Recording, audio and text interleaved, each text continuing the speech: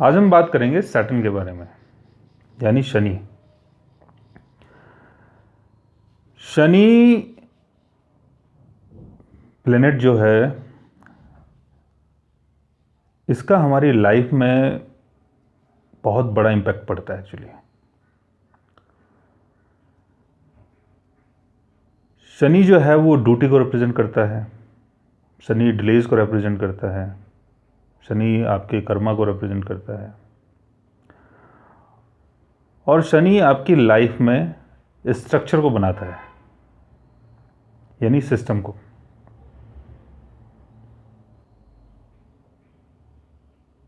शनि का संबंध law, rules and regulation से है। दूसरा शनि क्या है? डिले और एंजाइटी। यानी लाइफ में अगर कोई भी चीज़ आप करते हो, अगर वो चीज़ डिले हो रही है या उसमें कोई ना कोई परेशानी आ रही है, बाधा आ रही है, प्रॉब्लम आ रही है, तो उसके कारण आप बहुत ज़्यादा फ्रस्ट्रेट हो जाते हो और काफ़ी टेंशन आपकी बढ़ जाती है। जैसे मैं अभी पिछले 3-4 घंटे से अपनी वीडियो शूट कर रहा था, तो मैंने कुछ आउटडोर शूट किए थे। तो जब मैं वहाँ गया, अपनी शूटिंग मैंने स्टार्ट की, तो कई बार गाड़ियों का शोर, कई बार कुछ जानवरों का शोर, तो मुझे काफ़ी प्रॉब्लम्स हुई कि मैं प्रॉपर तरीके से वीडियो शूट नहीं कर पा रहा हूँ। तो जितनी भी टेंशन जो हो रही हैं, जितनी भी दिक्कतें हो रही हैं, वो शनि के कारण होती हैं। यानी शनि जो है वो किसी भी आपके काम को, यानी जो भी आपका काम है, जो भी आपका कर्मा है, जो भी हम कर्मा कर रहे हैं, जैसे मैं वीडियो शूट कर रहा हूँ, ये मेरा कर्मा है। और लाइफ में लोगों का और भी बहुत सारा कर्मा होता है, सब अपना अपना काम कर रहे हैं। तो जो भी हम काम करते हैं वो काम डिले क्यों होता है, एक बार में क्यों नहीं हो जाता? काम को लेके हम इतने परेशान क्यों हो जाते हैं? और सबसे ज़्यादा परेशानी वहाँ आती है जहाँ पर मून की प्लेसमेंट होती है। यानी जैसे मून मान लो आपके 10th हाउस में है, तो 10th हाउस आपका डेली का काम हो गया, आपका वर्क एनवायरनमेंट हो गया, आपकी पोजीशन हो गई, रेपुटेशन हो गई, वैल्यू हो गई आपकी। जो भी सोसाइटी में जो आपकी वैल्यू है वो 10th हाउस के कारण है। तो मून अगर 10th हाउस में है तो आप इमोशनली बहुत ज़्यादा कनेक्ट होंगे अपने काम को लेके, अपने वर्क एनवायरनमेंट को लेके। अब मून अगर 10th हाउस में है और 10th हाउस में आप अपना काम, कोई काम करना चाह रहे हैं, मान लो कि आप प्रॉपर्टी का काम कर रहे हैं, या फिशिंग का काम कर रहे हैं, या कोई रेस्टोरेंट चला रहे हैं, तो जो भी आप काम कर रहे हैं उस काम में अगर डिले होता है शनि के कारण, तो मून के कारण क्या होता है, आप मेंटली बहुत ज़्यादा फ्रस्ट्रेट हो जाते हो। यानी जो आपका इमोशन और जो आपका माइंड है वो 10th हाउस से जुड़ा हुआ है। तो अगर 10th हाउस की चीज़ें नहीं होती हैं तो मेंटली आप बहुत ज़्यादा टेंस्ड हो जाएंगे। तो शनि यानी डिले, यानी एंजाइटी, परेशानी। तो शनि जहाँ बैठता है, जहाँ देखता है, उन चीज़ों को शनि डिले कर देता है, और वो चीज़ें डिले होती हैं और आप काफ़ी एफर्ट्स लगाते हो उन चीज़ों को करने के लिए कि वो चीज़ें हों, काफ़ी मेहनत करते हो, आप एक सिस्टम को तैयार करते हो और आप हार्डवर्क करते हो उस काम को करने के लिए। तो वो सारी चीज़ें शनि के कारण होती हैं। यानी शनि जो है वो कहीं ना कहीं आपको टेंशन देता है, एंजाइटी देता है, प्रॉब्लम देता है, परेशानी देता है, लेकिन आपको एक काम करने का सिस्टम भी देता है। यानी जो चीज़ें आपकी डिले हो रही हैं, जिन चीज़ों में आप परेशान हो रहे हो, उन चीज़ों को आप प्रॉपर तरीके से नहीं कर रहे हो, इसका मतलब ये है। या उन चीज़ों की प्रॉपर आपको तरीका नहीं पता कि ये चीज़ें कैसे की जाएं। तो काम को करते करते करते करते आप, क्या होता है, उस काम से संबंधित चीज़ों को लेके फिर आप बहुत ज़्यादा नॉलेजेबल हो जाते हो, फिर वो काम जो है वो आपका ईजिली होता है। जैसे शनि मान लो फर्स्ट हाउस में बैठा है, तो फर्स्ट हाउस हो गया आपका फेम, फर्स्ट हाउस हो गया आपकी आइडेंटिटी, आपकी पहचान, और जो भी आपका रिएक्शन है, एक्शन है, पब्लिक को जैसे भी आप दिखते हो, जैसी भी आपकी पर्सनैलिटी है, जो भी आपका ऑरा है, वो फर्स्ट हाउस है।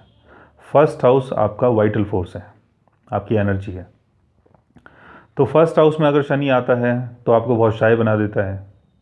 पब्लिक के सामने जाने से आप डरोगे, अपनी आइडेंटिटी को आप शो नहीं कर पाओगे पब्लिकली। फर्स्ट हाउस का संबंध हमारी बॉडी से है,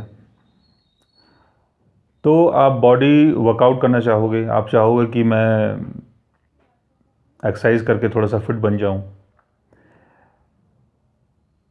मैं नॉलेजेबल बुक्स वगैरह पढ़ के अपनी नॉलेज को गेन करूं, अपनी पर्सनालिटी को एनहेंस करूं, पब्लिक के सामने मेरी एक वैल्यू हो, मेरी एक पहचान हो, इन सब चीज़ों के लिए आप काम करोगे। लेकिन शनि अगर फर्स्ट हाउस में बैठा है तो शनि आपको डिले कर देता है फर्स्ट हाउस से संबंधित चीज़ों को लेके। अब शनि जैसे सेकंड हाउस में आता है तो सेकंड हाउस जो है वो आपकी स्पीच है, सेकंड हाउस आपका फेस है, फैमिली वैल्यू है, सेविंग है।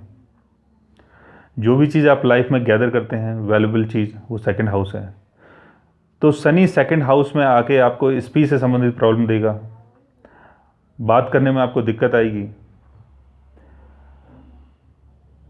चीज़ों को आप सेव नहीं कर पाएंगे, सेव करने के लिए आपको काफ़ी स्ट्रगल करना पड़ेगा लाइफ में। फैमिली वैल्यू जो है वो आपकी बहुत ही डाउन होगी, तो फैमिली वैल्यू को बनाने के लिए आप काफ़ी ज़्यादा एफर्ट्स लगाओगे। 35 तक आपको बहुत ज़्यादा मेहनत करनी पड़ेगी, कितनी भी आप मेहनत करोगे लेकिन जो फैमिली वैल्यू और जो सेविंग है आपकी वो बन नहीं पाएगी। लेकिन यही आपका कर्मा है और यही आपको करना है, यानी लाइफ में जो चीज़ हम कर रहे हैं और वो जो चीज़ नहीं हो पा रही है वही हमें करना है। क्योंकि कई बार हम लाइफ में देखते हैं कि जो चीज़ हम करने की कोशिश करते हैं वो चीज़ हो नहीं पाती, तो हम उन चीज़ों को छोड़ देते हैं। लेकिन आपको उन चीज़ों को छोड़ना नहीं है, आपको उन चीज़ों को करना ही है। वो चीज़ें नहीं हो पा रही हैं तो उसके सिस्टम को तैयार करो कि वो क्यों नहीं हो पा रहा है, क्योंकि वो आपका कर्मा है और वो आपको करना ही पड़ेगा। कर्मा मीन्स योर नीड, आपकी ज़रूरत है। अगर आप उन चीज़ों को नहीं करोगे तो जो आपका सिस्टम है वो सारा ख़राब हो जाएगा, यानी आप अपनी लाइफ को सर्वाइव नहीं कर पाओगे। जो भी फूड है, शेल्टर है, जिस चीज़ से आप अपनी लाइफ को सेव करते हो, बचाते हो, वो उसी कारण होता है जहाँ शनि बैठा होता है, और वही चीज़ लाइफ में डिले होती है। फिर शनि जैसे थर्ड हाउस में बैठता है तो थर्ड हाउस का संबंध हमारे यंगर सिबलिंग से है, कम्युनिकेशन से है, मीटिंग से है, सेल से है, मार्केटिंग से है। तो थर्ड हाउस में अगर शनि आता है तो जो हमारे यंगर सिबलिंग्स होते हैं उनसे ज़्यादा हमें बेनिफिट होने नहीं देता शनि। जो भी कोवर्कर हमारे साथ काम करते हैं उनके साथ शनि जो है हमारी म्यूचुअल अंडरस्टैंडिंग को बनने नहीं देता। कम्युनिकेशन से संबंधित चीज़ों में काफ़ी दिक्कतें आती हैं। अगर आप मान लो सेल्स में है या मार्केटिंग में है तो आपको काफ़ी एफर्ट्स लगाने पड़ेंगे, काफ़ी मेहनत करनी पड़ेगी। आप मार्केट में जाएंगे, लोगों को अपना जो भी आपका जो सामान है जो आप सेल करना चाहते हो वो आप दिखाते हैं, लेकिन लोग उसको लाइक नहीं करते, डिसलाइक कर देते हैं। तो उसके चक्कर में आपको बहुत ज़्यादा एफर्ट्स लगाने हैं और लगाना ही पड़ेगा, क्योंकि अगर थर्ड हाउस से संबंधित चीज़ों को नहीं करते हैं तो आप अपने आप को सर्वाइव नहीं करवा पाएंगे, आपका सिस्टम बिगड़ जाएगा सारा। शनि अगर फोर्थ हाउस में है तो फोर्थ हाउस संबंध हमारे सुख से है, हमारी मदर से है, और जो भी चीज़ हमें सुखी करती हैं जैसे घर हो गया, गाड़ी हो गया, लैंड हो गई, प्रॉपर्टी हो गई, घर से संबंधित चीज़ें हो गई, वो फोर्थ हाउस है। तो फोर्थ हाउस में अगर शनि बैठता है तो फोर्थ हाउस की चीज़ों को डिले कर देगा, यानी 35 की एज तक हो सकता है आप अपना घर ना बना पाओ, आपको कहीं ना कहीं किराए पे रहना पड़े, आपका जो कंफर्ट है वो डिले होता चला जाएगा। मदर से जो मिलने वाली सपोर्ट है वो आपको मिल नहीं पाएगी, होमलैंड के लोगों से जो मिलने वाली सपोर्ट है वो आपको मिल नहीं पाएगी। सुख जो है वो आपका डिले हो जाएगा, बट इसका मतलब ये नहीं कि आपको कभी सुख नहीं मिलेगा। सुख को पाने के लिए ही आपको कर्मा करना है। भगवान ने जो आपको इस बर्थ में जो आपको जो ड्यूटी दी है वो ये ड्यूटी दी है कि आप मेहनत करके अपने सुख को अचीव करो, क्योंकि हर किसी के पास कोई ना कोई कर्म है। अगर हमारा कोई कर्म नहीं होगा, अगर हमें किसी चीज़ की ज़रूरत नहीं होगी तो हम लाइफ में करेंगे क्या। तो शनि जो है वो हमारी ड्यूटी है, हमारा कर्मा है, और वो हमें करना ही है, और वही हमें अचीव करना है, और वही आपको मिलता भी है जहाँ शनि बैठा होता है, लेकिन काफ़ी स्ट्रगल करना पड़ता है। अब शनि मान लो फिफ्थ हाउस में है, फिफ्थ हाउस का संबंध हमारे क्रिएटिविटी से है, रोमांस से है। रोमांटिक पार्टनर से है, फन से है, एक्टिंग से है, गेम से है, प्ले से है। और जो भी स्पेकुलेटिव जो फाइनेंस होता है और जो गेन होता है वो भी 5th हाउस है। 5th हाउस का संबंध हमारे चिल्ड्रन से है। तो शनि अगर 5th हाउस में है तो चाइल्ड बर्थ को डिले कर देगा, रोमांटिक एक्टिविटीज़ को डिले कर देगा। और जो आपका जो सडन जो गेन होता है, यानी स्पेकुलेटिव जो गेन होता है, जो मान लो आप किसी गेम में अगर पैसा खर्च करते हो या बैटिंग करते हो, या मान लो आप जुआ वगैरह में पैसे लगाते हो, खर्च करते हो, या फिल्म वगैरह बनाते हो, या आप कोई प्लेयर हो या एक्टर हो, आपने कोई फिल्म बनाई है, या गेम्स वगैरह आप खेलते हो, तो वो सारी चीज़ें डिले हो जाती हैं। और उसके चक्कर में आप मेंटली बहुत ज़्यादा फ्रस्ट्रेट हो जाते हो। आपका किसी के साथ रोमांस चल रहा है तो जो आपका रोमांस है वो डिले हो जाएगा, उसमें दिक्कत आएगी आपको। जो आपका लविंग रिलेशन है उसमें काफ़ी एंजाइटी, टेंशन, परेशानी आ जाएगी, तो आपको वो चीज़ें बहुत ज़्यादा फ्रस्ट्रेट करेंगी। 5th हाउस का संबंध हमारे फर्स्ट चाइल्ड बर्थ से है।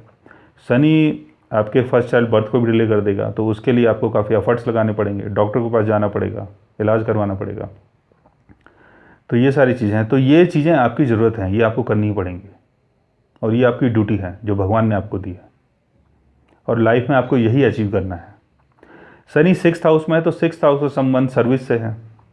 6th हाउस का संबंध ऑब्स्टिकल से है, डिजीज से है, एनिमी से है, डेप्थ से है, मिनिस्ट्री सर्विस से है।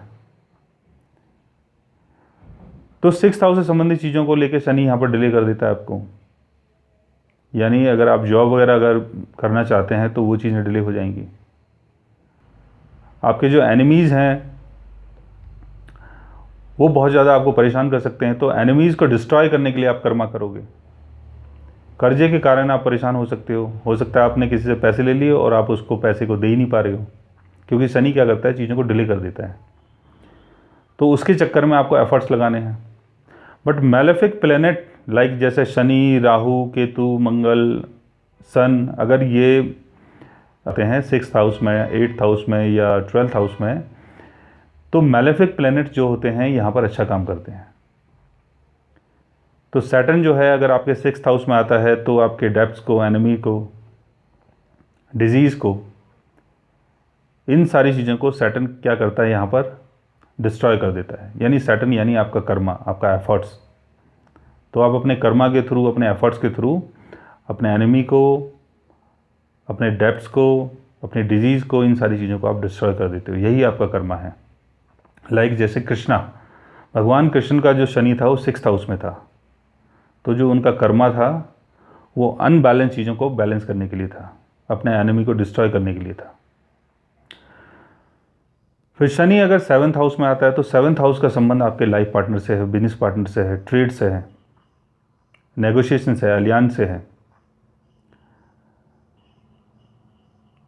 जो भी आपकी कमिटमेंट होती है, जो भी आप लोगों के साथ कमिट करते हैं अपने बिजनेस के रिगार्डिंग, रिलेशन के रिगार्डिंग, या जिस चीज़ के भी रिगार्डिंग, वो 7th हाउस है।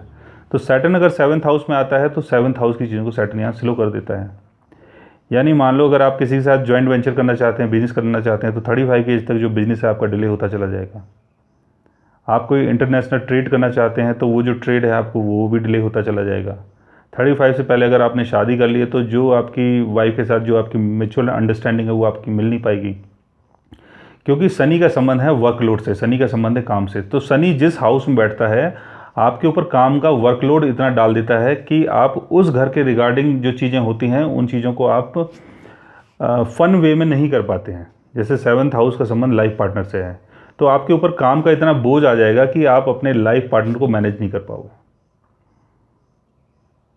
तो जो आपका लाइफ पार्टनर है वो ऑल टाइम आपसे कंप्लेन करेगा कि आपके पास मेरे लिए टाइम ही नहीं है, क्योंकि आपके ऊपर जो काम का बर्डन इतना ज़्यादा होगा कि आपको फन से संबंधित चीज़ों के लिए टाइम नहीं होगा।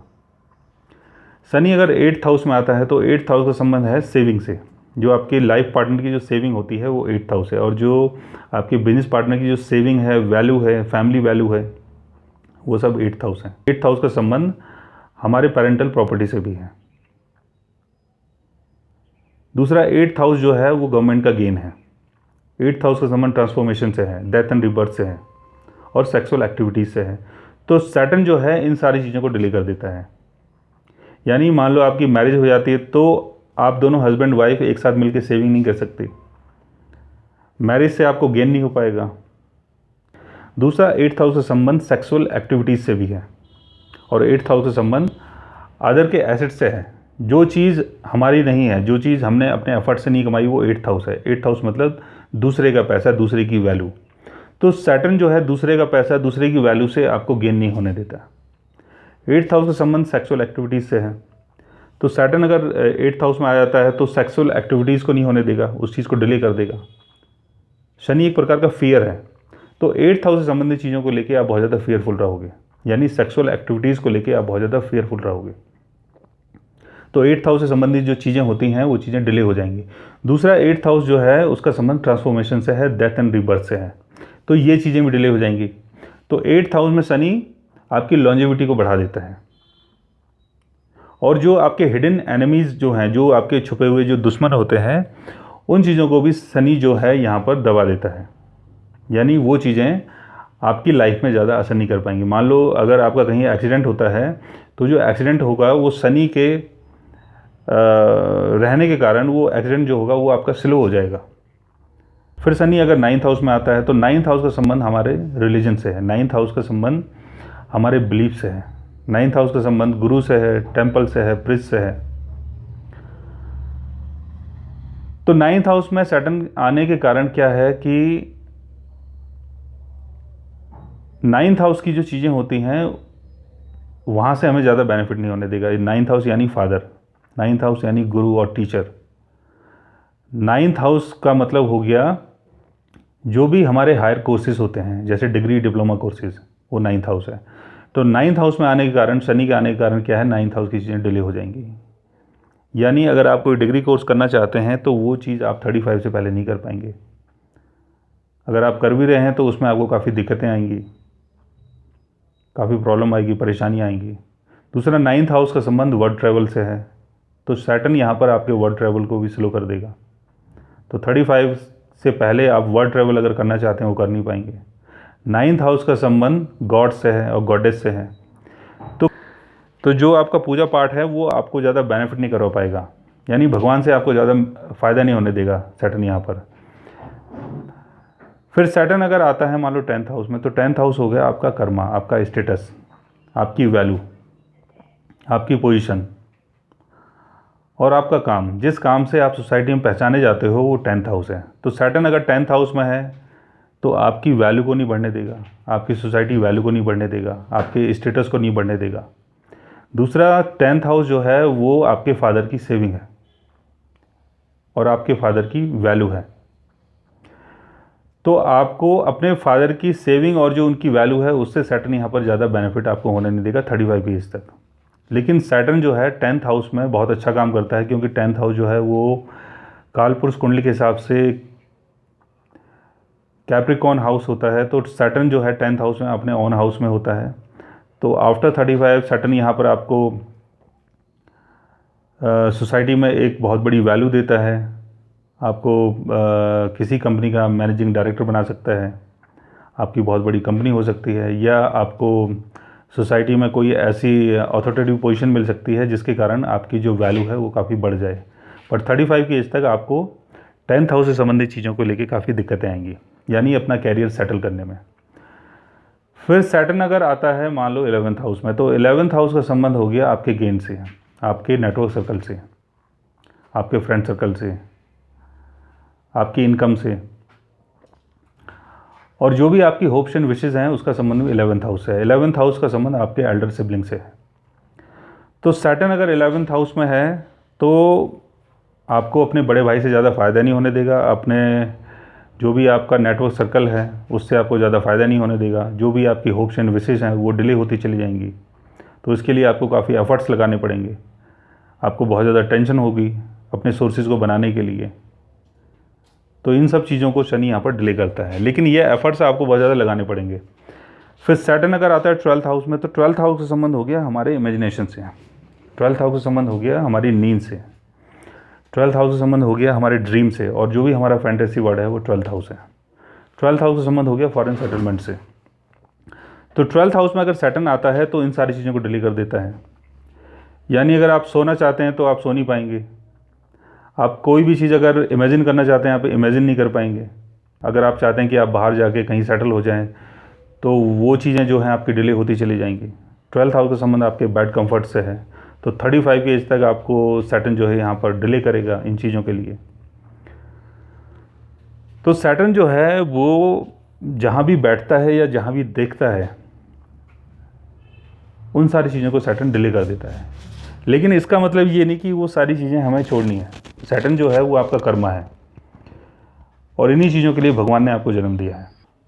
तो मैंने आज आपको बताया कि सैटर्न के बारे में, कि सैटर्न हमारी लाइफ में क्या क्या करता है।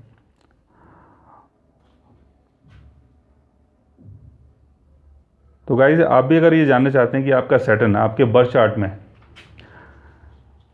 आपको कैसे बेनिफिट देता है और कैसे लॉस देता है, तो इसके लिए आप हमारे चैनल को सब्सक्राइब कीजिए और अपने सैटर्न को जानने की कोशिश कीजिए। और अगर आप हमसे बात करना चाहें, कंसल्ट करना चाहें, तो आप हमारी वेबसाइट के थ्रू हमें मेल कर सकते हैं, मैसेज कर सकते हैं और हमसे बात कर सकते हैं। And thanks for watching. Bye bye, take care.